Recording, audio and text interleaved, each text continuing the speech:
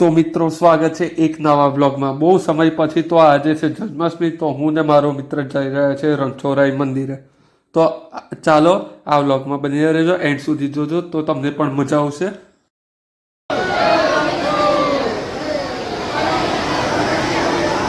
ચાલો મિત્રો, હું ને મારો ભાઈબંધ નીકળી ગયા છે મંદિર જવા માટે। અરે લેવું પડે, હા હા લે। આ આપણે ભીડ જોઈ શકો છો તમે, 10:30 થયા છે, હજુ ભીડ શરૂ થઈ ગઈ છે। 12 વાગે ભગવાનનો જન્મ થશે।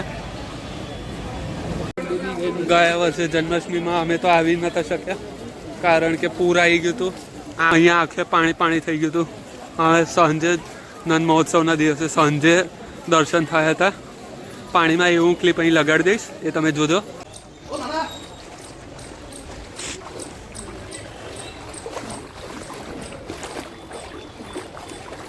આપણા મંદિરે આવી ગયા છે। અહીંયા તમે ભક્તોની ભારે ભીડ જોઈ શકો છો।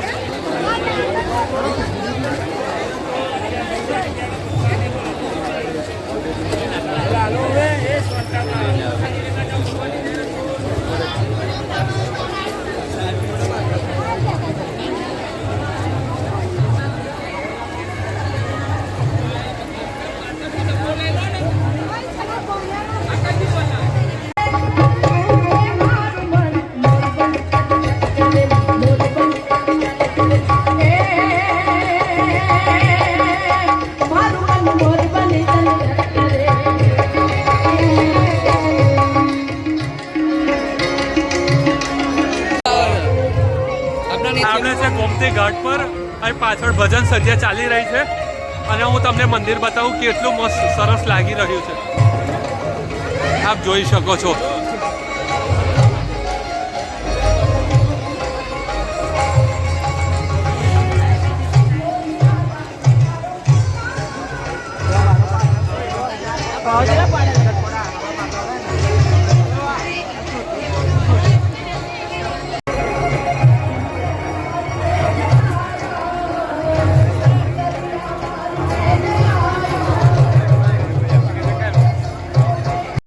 મંદિરના મુખ્ય દ્વારથી હું ને મારો મિત્ર પ્રવેશ કરી રહ્યા છે। મંદિરમાં પ્રવેશ કરતાની સાથે જ અદ્ભુત શણગાર સાથે સજાવેલું મંદિર જોઈને મન આનંદિત થઈ ગયું। અમે ઘરેથી નીકળ્યા ત્યારથી વરસાદ ચાલુ હતો, અત્યારે પણ વરસાદ ચાલુ જ હતો।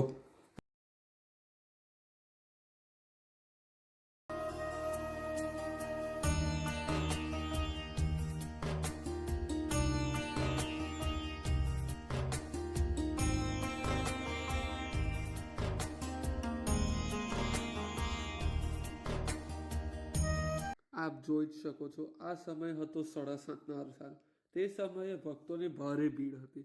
તો વિચાર જ કરો કે રાત્રિના 12 વાગ્યાના સમયે કેટલા બધા ભક્તો હશે। તે જોવા માટે વ્લોગ છેલ્લે સુધી જોજો।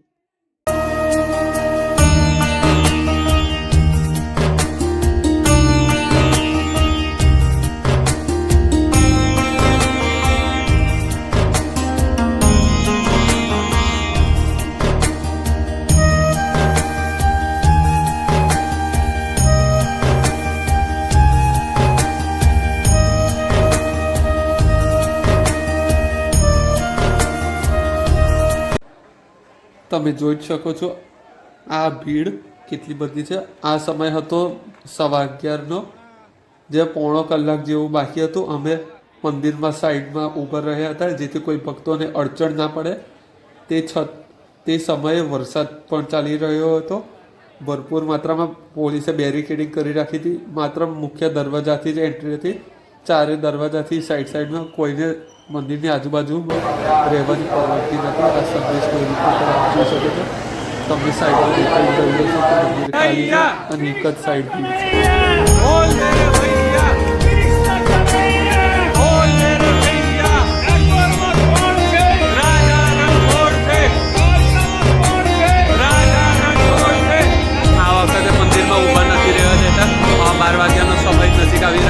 તેથી કરીને પબ્લિક અંદર ભરેલી છે, જેથી જે ભક્તો અંદર હતા એ લોકોને બહાર કાઢી રહ્યા છે પોલીસવાળા। આ વખતે એટલી તકલીફ નહીં પડે લોકોને। 23માં આખી બેરિકેડિંગ હતી। અમને પોલીસે એક જગ્યાએ ઊભા રહેવી ના પાડી, જેથી અમે દર્શન કરીને બહાર જતા રહ્યા। આ તમે મુખ્ય દરવાજા એ પબ્લિક જોઈ શકો છો. અમે ગોમતીજીએ ગયા, ત્યાં થોડો સમય વિતાવ્યો અને પછી મંદિર તરફ આગળ વધ્યા. 11:50 થઈ છે. હવે 12 વાગ્યામાં ખૂબ જ ઓછો સમય રહ્યો છે, 10 મિનિટની વાર છે. આ ભક્તોની ગીરદી જોઈ શકો છો, સખત ભીડ છે.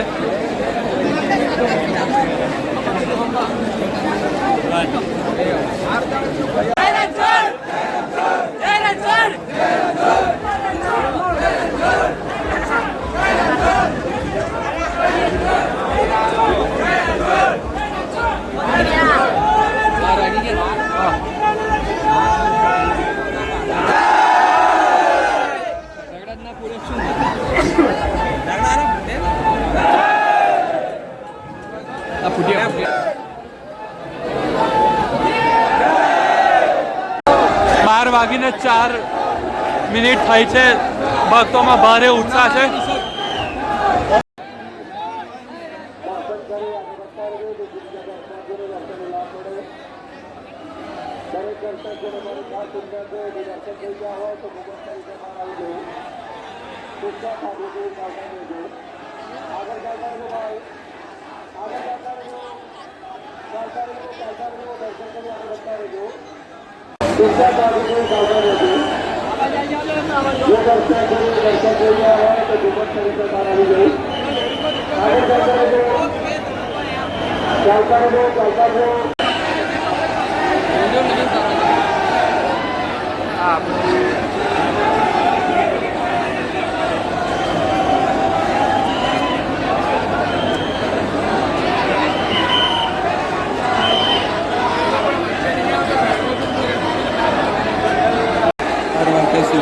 અમને લાઈનમાં રોકી દીધા હતા. 12 વાગ્યા પછી 12:04 અમે આગળથી પહોંચ્યું તો અમે અંદર જઈને જમણી બાજુ બેરીકેડ ખુલ્લું હતું તો અમે જમણી બાજુ ખસી ગયા, કારણ કે ભક્તોનું ભારે ઘોડાપુર હતું જે તમે જોઈ શકો છો, જેના કારણે અમે ઘણો સમય રહ્યો.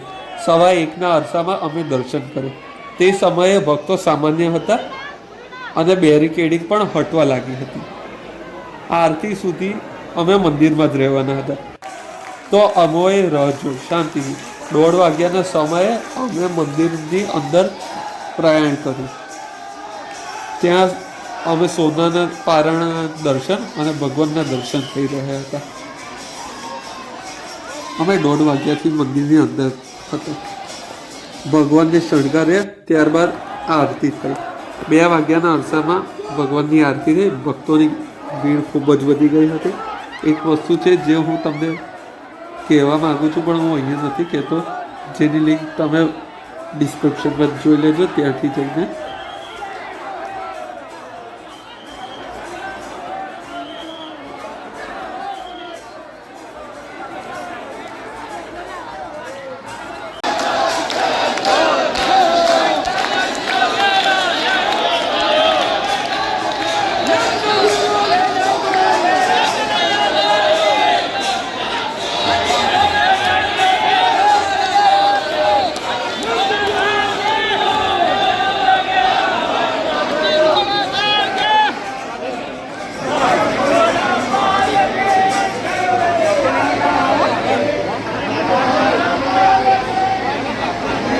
ભગવાનની આરતીના ખૂબ સરસ દર્શન થયા. ત્યારબાદ સોનાના પારણાની પૂજા થઈ. બાળગોપાલને તે બિરાજમાન કર્યા અને પ્રભુ પારણે ઝૂલ્યા. તેનો અદ્ભુત નજારો હતો. અને આ વ્લોગ અહીંયા સમાપ્ત કરીએ છીએ. આભાર. આ વ્લોગ ગમ્યો હોય તો લાઈક કરો, શેર કરો અને ચેનલને સબસ્ક્રાઈબ કરો. જય રણછોડ, જય શ્રી રામ.